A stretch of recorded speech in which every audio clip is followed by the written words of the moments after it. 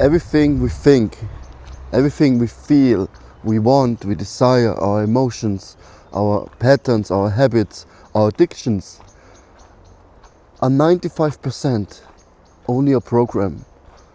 It's not us. It is just a program, like a computer. We create our own matrix, our own prison made by our subconscious mind. 95% is our subconscious mind. Only 5%, imagine it, only 5% are our conscious choices. Only 5% we choose what we want. But it also means that we have not 100% programmed. We have 5%.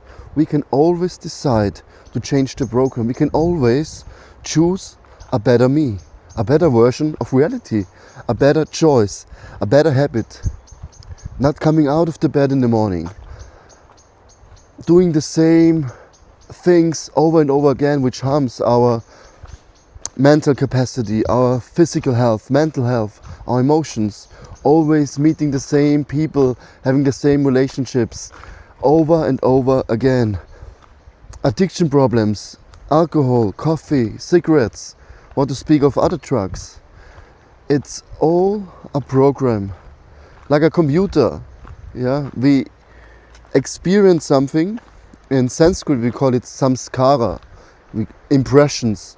So the samskara is the subconscious mind. The manas, yeah, is the individual, yeah, your conscious mind. The manas, we are in control, yeah. Make the manas, the mind, to your best friend or the worst enemy. But what if you're already programmed? I'm always depressed. I always get sick in springtime and in autumn. It always takes me 45 minutes to come out of bed and to get into the shower and to start with meditation. I never have enough. I only have exactly enough to survive somehow. But somehow I can't get more money in my life. And so on. We always living according to the programs.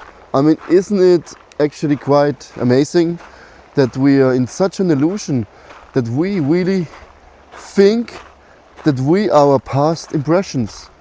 Because it's nothing else, it's just impressions we gathered, we accumulated. But who are we? And the voice inside the head, mostly it's our subconscious mind. For example, your ex-girlfriend, she was very spiritual. She liked meditation and a certain type of yoga. Her name was, let's say, Jacqueline. She had blonde hair, she was 1.70 meters, yeah. And again, maybe in your life you meet again a Jacqueline, 1.70 meters height, like spirituality, the same practice of yoga, the same type of personality. But you somehow feel awkward around her because you had this impression from your previous relationship, which is actually kind of weird because it's a completely different situation, different person, different environment, different time zone, different time, different part of the world. But we are so conditioned by our impression that we make our decision dependent on these impressions. But what if we can break through? What if you can decide any moment? Yeah, for example, desire to be healthy, wealthy, be satisfied, live a God-conscious, fulfilling life. Because happiness, it's not just happening to you, happiness is your choice. You can decide to go to bed early in the evening, at 9, 10 p.m., to wake up in the morning at around 4, 5 a.m. Yeah, wake up before the sun rises. This alone gives you joy and happiness because we are meant to follow the cycles of the sun. If the sun is the highest, it's the best time for digestion. When the sun rises, when the sun wakes up, we should already be awake so that we can absorb this energy of the sun. Running, physical activity, sport in the morning between 6, 10 a.m. is the best time to absorb the sun energy. Yeah, the fire of digestion, grains, for example, we can digest the best. And lunchtime, not in the evening, not in the morning, no cereals, no bread, is meant for us to eat in the morning.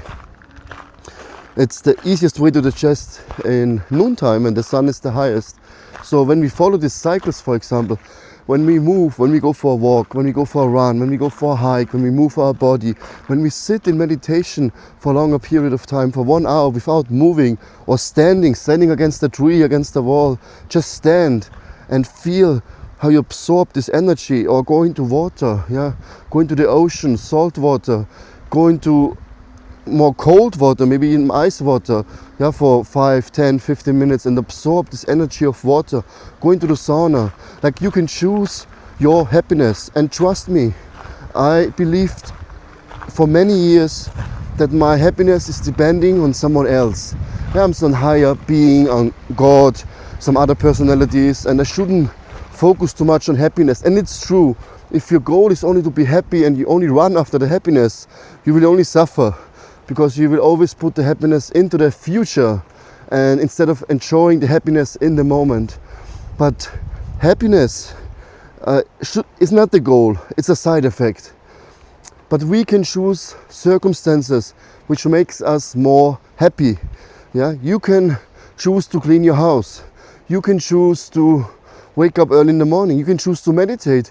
You can choose to eat healthy, organic food. But you can also choose the opposite. You can choose to intoxicate, to steal, to lie, to not clean your house, be a bad person, harm other peoples, other animals. This is your choice, and this will make you ultimately unhappy. So, happiness is our choice, and we can program our subconscious mind. If you repeat something twice, let's say usually you wake up at 5 a.m. every day, but then you wake up the next day 6 a.m. and you repeat it again on the next day, already you reprogram yourself to wake up later. So when you do something, as a monk we learned, when you see a beautiful lady and you look at her, of course you see she's beautiful, even you're a celibate and you renounced, but still you have eyes and you're a man and you can see beautiful women. But don't look again.